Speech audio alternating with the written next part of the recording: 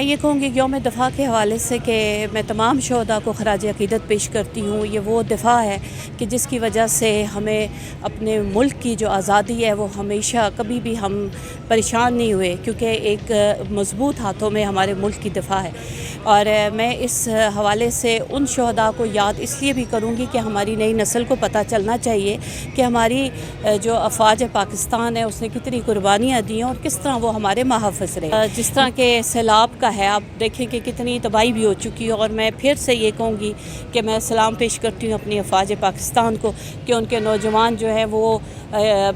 مدد کے لیے پہنچ گئے. اور میں یہ کہوں گی کہ یہ اس وقت ماہ نور بھی ہے